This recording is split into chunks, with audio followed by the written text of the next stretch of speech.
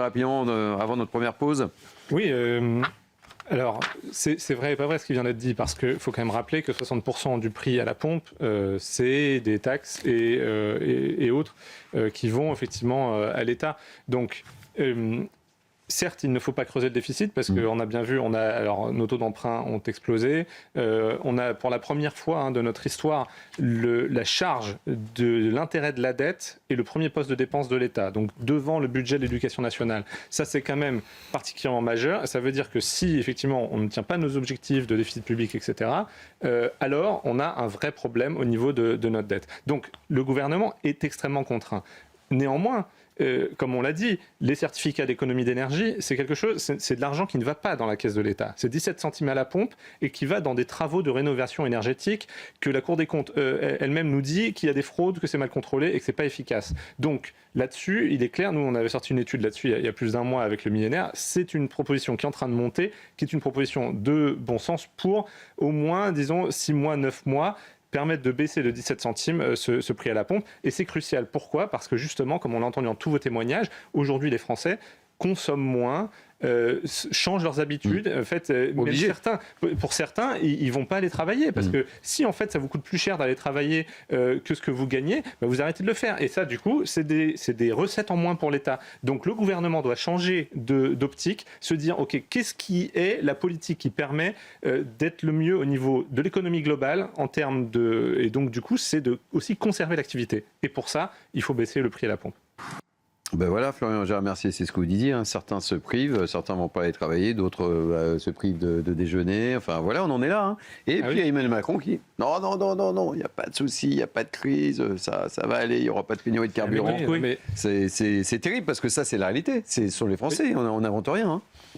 Alors Emmanuel Macron, ce qu'il dit, c'est qu'il n'y aura pas de pénurie. Bon, pourquoi il n'y a pas de pénurie ? Parce qu'on est prêt à payer les prix. C'est là où il risque d'y avoir des pénuries. Mais enfin, les Français, ils ne sont pas prêts à payer les prix. Non, mais justement, oui, mais ce que je veux dire, c'est que pour alimenter les stations, voilà.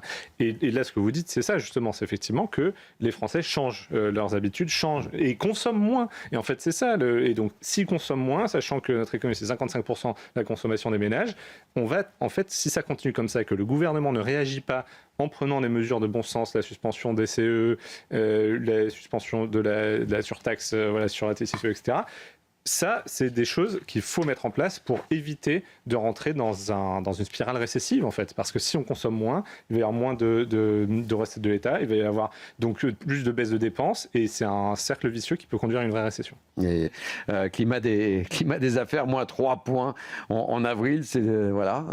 Mais tout va bien, évidemment. Le déficit public aussi, on a, je crois, en magasin. Vous allez voir la situation. Tout va bien. Non, mais c'est extraordinaire. La France affiche le deuxième déficit public le plus élevé de la zone euro. Tout va bien. Je vous dis, Madame la Marquise, tout va bien. Florian. Oui, mais c'est ça le point, c'est qu'on nage en plein Uburois, situation totalement kafkaïenne sur tous les... On n'invente rien là, sur les échos. On n'invente rien, mais justement, c'est-à-dire qu'on a quand même une gauche qui nous dit matin, midi et soir qu'il faut mettre plus d'impôts, que les déficits ne sont pas vraiment un problème, etc.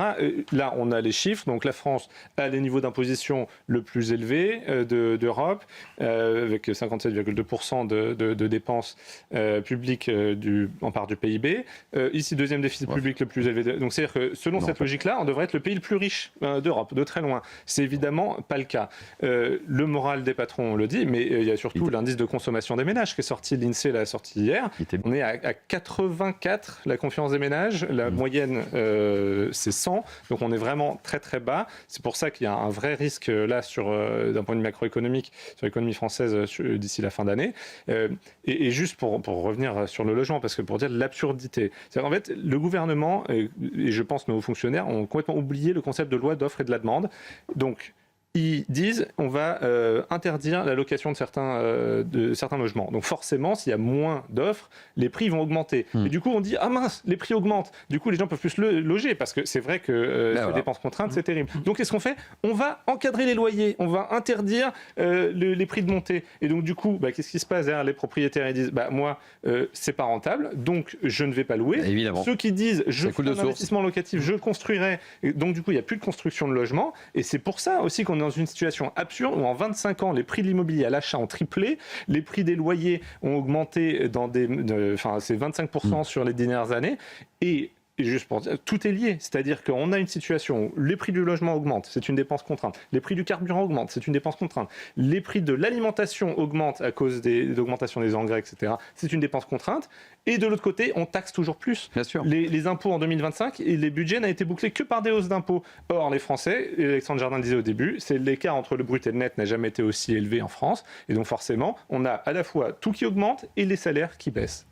Oui, et Alexandre Jardin a bien raison de le souligner parce que, et d'ailleurs les propositions qu'il donne sont les bonnes. Pourquoi ? Parce qu'aujourd'hui, le gouvernement, dans un premier temps, le gouvernement a réagi en mettant en place des mesures vraiment sectorielles pour les plus grands rouleurs, etc. Donc dans un cadre où il y a une crise très aiguë, c'est bien de ne pas réagir de manière très large. Mais maintenant, on voit très bien que la crise est là pour durer.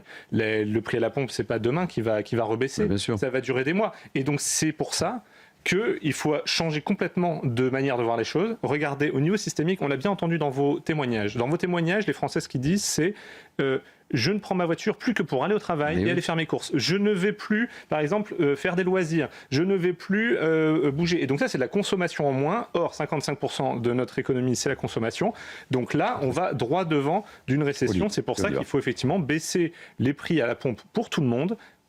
Là où c'est possible et sans faire baisser les recettes fiscales. Oui, mais en France, on les aime pas, ces patrons qui réussissent et qui font la fierté de la France. C'est ça qui est terrible. Florian, le mot de la fin. C'est sur la Chine. En fait, le Parti communiste chinois et la Chine communiste est plus capitaliste que la France. Ça sera la conclusion de cette émission. Je suis pas sûr qu'effectivement leur dépense publique, c'est 67% en Chine.